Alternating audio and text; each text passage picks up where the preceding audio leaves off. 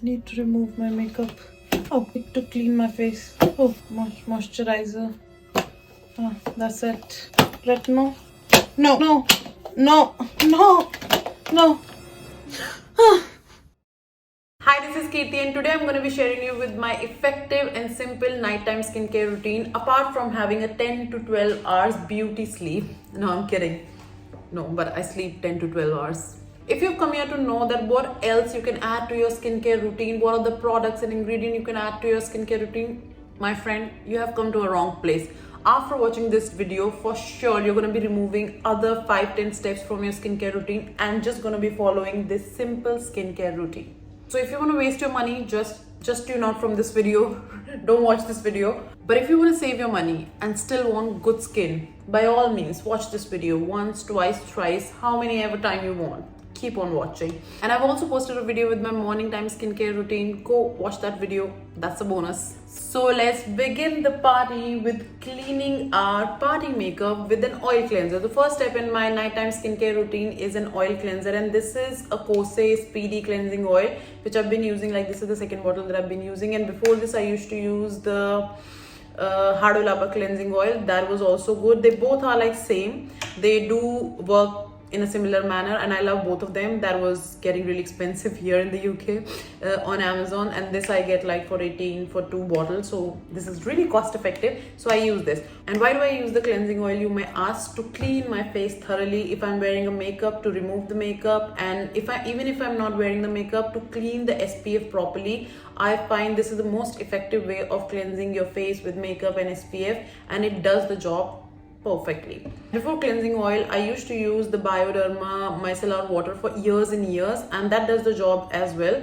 But then you need to have the cotton pads to clean that, and while traveling then you need to carry extra stuff, and I find like this one stuff works completely fine, and that's you just need to rinse it with the water.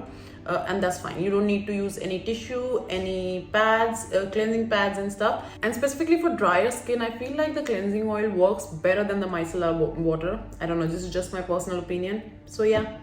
And after cleansing my face with the cleansing oil, I again clean my face with the CeraVe cleanser, and you can use any cleanser in the market. You can also go for the same cleanser that I use in the morning, the hydrating cleanser, but I use this SA cleanser from the CeraVe. So these are both of the cleansers that I use. This one has like 0.2% of salicylic acid. This one has 2% of salicylic acid. You can go with any of the cleanser, they are completely fine, any of the cleansers in the market, but I feel like this process works best for me, cleansing twice rather than cleansing once, because even if I just clean with this, I feel like my face isn't clean properly. I need to use a soap based cleanser to clean my face completely, so that's what I do.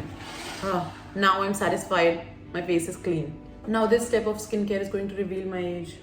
Yes, this is those sad times where I have to accept that I've turned 30. No, I'm kidding. No, I'm actually 30. Yeah, I'm 30. Can't you not see? I've just colored my hair. Yes, the second step of my skincare routine is the most talked about skincare ingredient is the retinol.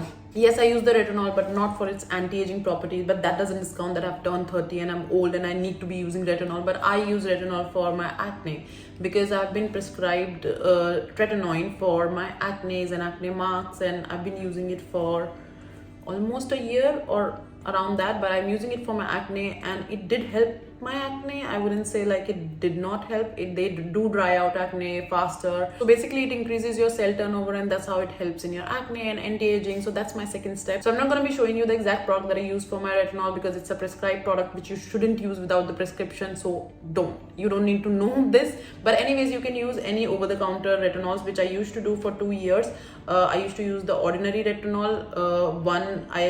Just the retinol I used, and the another one I used in the squalene oil because I thought my skin was drier. So you can literally go and search for whatever strength you want over the counter, because they are over the counter, which you should buy and use them, and you can use them according to your preferences. And if you want the higher strength of it, you can go to the doctor and they can prescribe you for whatever your specific needs are. So yes, this is a retinol which I use 4 times a week, and rest of the 2 times I use a mild exfoliant to exfoliate my skin. So how I go in my week, it's like 2 times I use a retinol, then third time I go for a mild exfoliant, then 2 times retinol. I don't use them together because you're not supposed to use the exfoliant as well as the retinol together because they can get really stripping. So the exfoliant that I use is a AHA. I don't use BHA because they are really harsh on my skin, and this AHA is a lactic acid which is also infused with the hyaluronic acid. So this is really like hydrating for my skin, and lactic acid itself also a little bit hydrate apart from exfoliating. So this is really good for my skin. It doesn't strip out my skin. And anyways, at night I use the SA based cleanser. Oh, this side, SA based cleanser. So anyways, salicylic acid will do a little bit of exfoliation, not much because it's a cleanser. You're anyways gonna go wash it out. And this I just put it on my face after cleansing my face with the cleanser, and then I just leave it over the night. That's all. Like, you don't need to rinse it. It's like a serum. You just put it, and the next morning your face is like baby's butt. It becomes really like nice. Like, I haven't used it last night, but tonight I'm gonna use it, and tomorrow you just can't see any lines. These lines you won't be able to see. No, I'm kidding. You can see everything still, but this works wonder for me. And also the days when I'm putting the prescribed tretinoin, on those days I put the snail mucin before putting the tretinoin. After cleanser I use the snail mucin and then put the tretinoin, because no matter how long I've been using retinol, they are still so drying for my skin, so I cannot put directly this onto my face. I use the snail mucin there. I don't know whether it does much or not, but at least it builds up a layer before putting the retinol so that it doesn't dry out my skin extremely. And lastly, the final step of my nighttime skincare routine. Do you even know? Can anybody guess this? Nobody in this world can guess that the last step of the nighttime skincare routine is a moisturizer. Most of the time I use this CeraVe moisturizing lotion, which I've also shown in my morning time skincare routine. That's the lotion which I use in the morning and the evening. You don't need 10,000 moisturizers also for something different for morning, something different for evening, blah blah blah blah blah.